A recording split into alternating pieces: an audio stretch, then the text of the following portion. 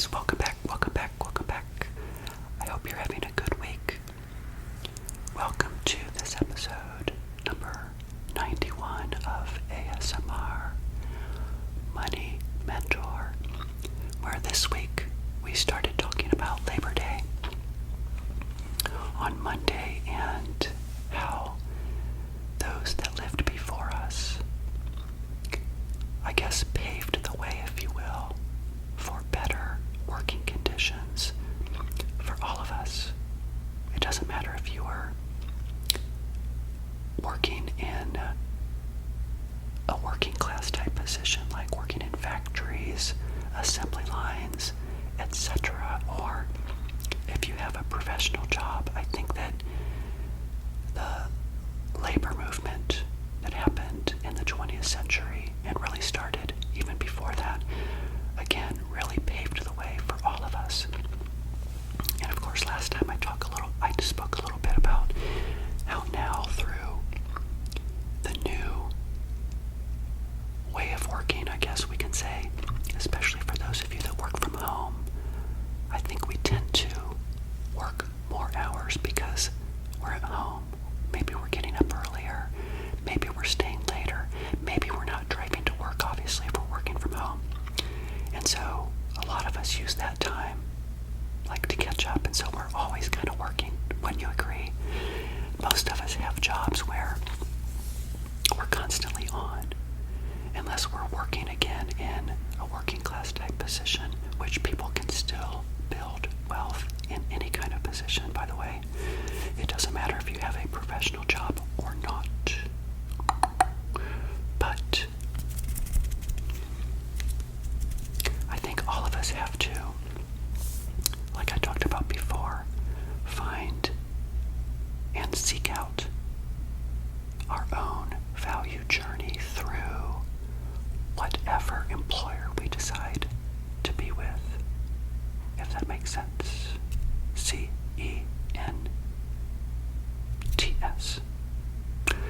But today, I want to talk through how we should not let spending ruin our financial future. I'm going to expand on it a little bit more tomorrow, or actually on Friday's episode, I should say, episode 92, where I'm going to give a few examples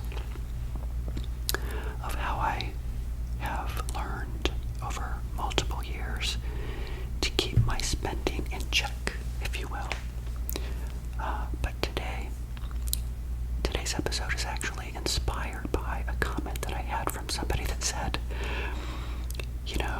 he said, Evan, how do you keep your spending in check, or how do you budget for spending and not let that get out of control?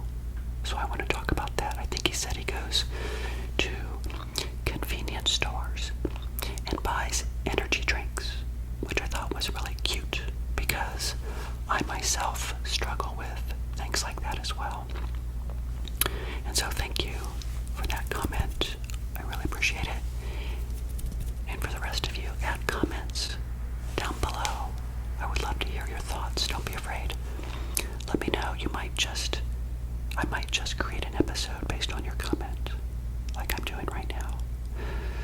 So back to the comment. It really inspired me to think about this episode today, because I know a lot of us have these, perhaps what appear to be small spending habits.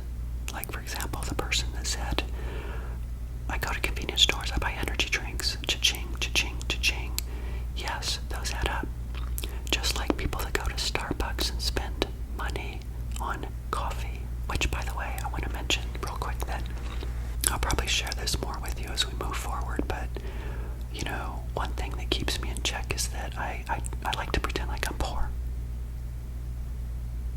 even though I'm not. And I think that you guys should do the same, because as the money comes in, just ignore it, right? And so I decided to ride my bike to Starbucks yesterday. Why? Not really for the coffee, but I wanted to check their internet to see if I was able to upload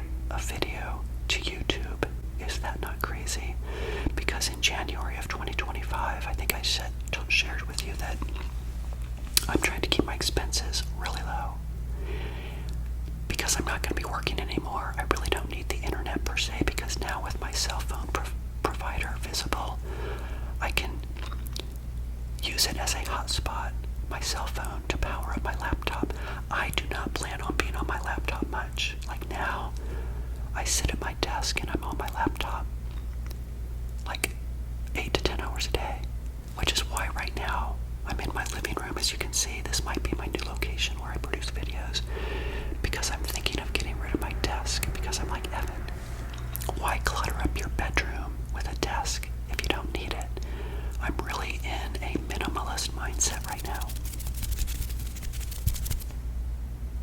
because I want to go into the new year with no baggage, and a lot of times baggage includes things that you really should get rid of, right? So anyway, by the way, Starbucks, I had a hard time uploading, but I was able to tap into Panera Bread. They're right next door. I went to their Wi-Fi and I was able to upload the video. So in my mind, I'm like, okay, I'll have plenty of time. I can ride my bike as part of my new channel. Well, not new, but for next year, meaning it'll be my full-time job. I can ride my bike to Panera Bread and upload videos so I can produce them and then upload. How cool is that? Using your energy on your bike to get somewhere, to spend no money, to upload for free, and I would be opening up $75 a month in my budget, which I think is $900 a year. That's huge. So if my channel makes about $1,000 a year, why would I pay for internet for $1,000? That nets to zero. Am I making sense? And these are ways you have to think, but don't tell anybody because they'll think you're crazy. But, share it with me. This is how people get wealthy, is they think this way, but they don't share it with anybody because people think you're cuckoo. Okay, anyway. So back to my story with, the person that made that comment. I thought it was, real significant. I thought to myself, Evan, you need to create an episode about not letting spending ruin a financial plan, because what he was saying is that by spending that money on energy drinks might just be one of the issues. There might be more. I don't know. But if we can't control our spending with something like an energy drink, then are there other things in our lives that we find troublesome as well? For example, I wrote back to him and I said, you know what, I completely understand. I have a problem with protein bars. I forget the brand name. What is it? Gatorade, I think. I'll have to tell you a little bit later. But they are the best protein bars ever. Yes, they're a lot of calories. 300 calories or more. And yes, I can consume about 5 of them in one sitting. I'm very ashamed of that. But sometimes if I'm doing too much cardio, I might lose too much weight. So I tend to use things like that to offset and to gain weight, muscle, whatever, right? So, but I can't sustain eating them and spending, $2 a protein bar. They're like, that would be $10 for 5, right? Or more. So in your budget, again, that could be just one thing that you need to look at. And that is one thing that I looked at, because I was like, Evan, you can't continue to spend this much money. Another goal I have for next year is to reduce my grocery bill. While I'm working, I always say to myself, Evan, you don't have time to figure out, driving to Sam's Club or Costco to buy things in bulk. But you know what? I'm going to start thinking that way. I'm going to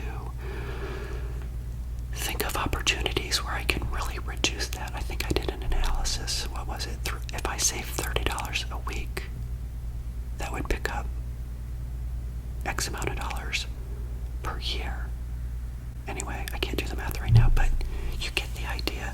All of these things, really, and I'm being completely serious. I know I'm joking around a little bit about energy drinks and protein bars, but this type of thinking and this this type of spending, whether it be on a $2 protein bar, a $2 or $3 energy drink, or whatever it is, it adds up. It adds up, and it also tells me that I would also have other spending problems on the bigger ticket items, which you guys know most people struggle with. And what are they? I've talked about them before. Transportation, food, and housing. It really should be housing, transportation, and food, really, yeah.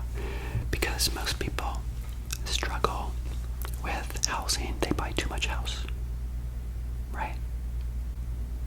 Too much house makes too much broke. They buy too expensive of a car, right? You guys know I had a Mazda 3 for so many years. 14 years was it? I forget. But I keep my cars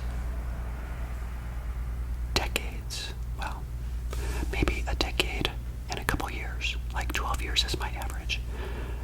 And by doing so has allowed me to open up line items in my budget for OTPSI, open to buy, savings, and investing. So what we have to do to wrap up this episode is retrain our brain. Basically, we have to say to ourselves, how can I think of ways to retrain what I've learned over multiple years? And that consists of just, saying to yourself over and over again, I'm not going to do it. It's just as simple as that. Nobody controls